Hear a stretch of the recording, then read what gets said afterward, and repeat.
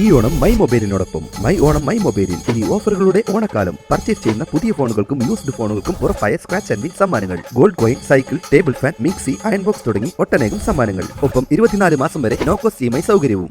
സംസ്ഥാന പോലീസ് സേനക്കെതിരെ ഉൾപ്പെടെ PV Anwar MLA ഉന്നയിച്ച ഗുരുതര ആരോപണങ്ങളിൽ അന്വേഷണ സംഘം മൊഴിയെടുത്തു.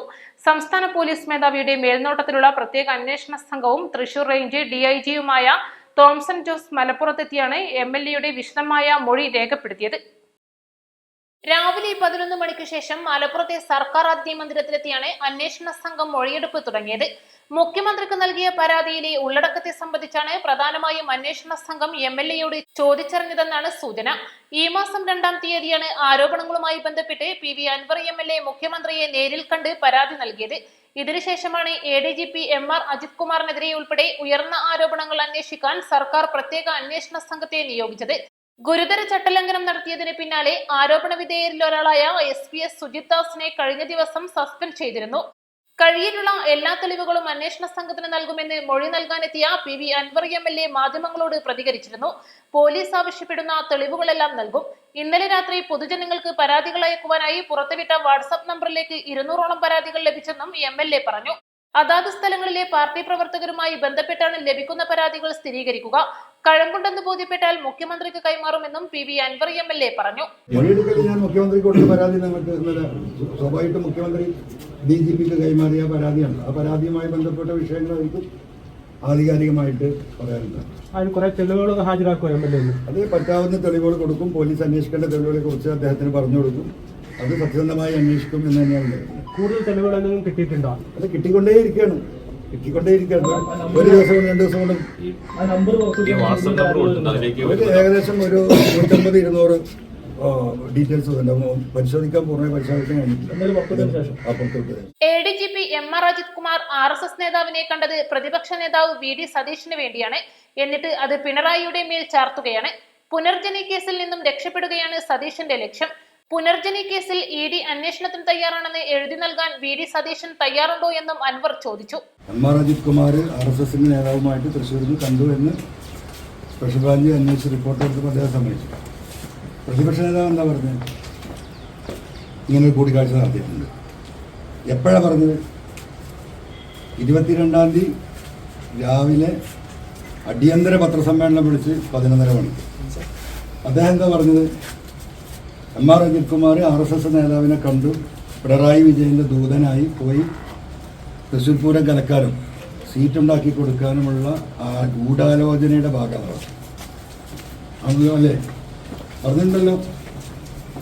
അപ്പോൾ എന്തായിരുന്നു അടിയന്തര യോഗത്തിന്റെ കാരണം?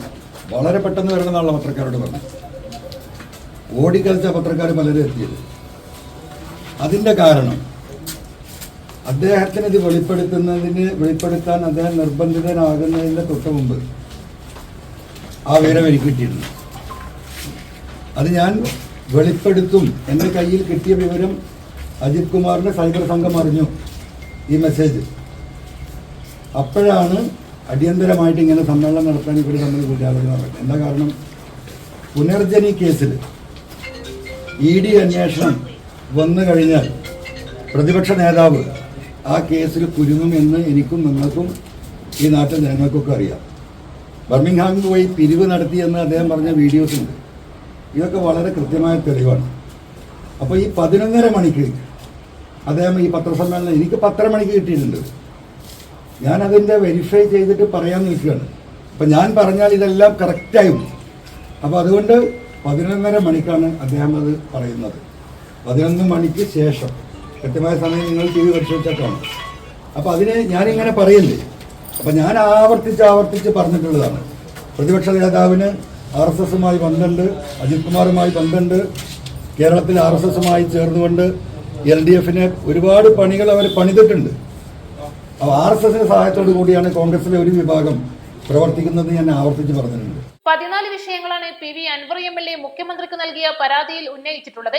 മലപ്പുറം ജില്ലാ പോലീസ് മേധാവിയുടെ ക്യാമ്പ് ഹൌസിലെ മരങ്ങൾ മുറിച്ചതാണ് പരാതിയിൽ ആദ്യം ഇടം പിടിച്ചിരിക്കുന്നത്.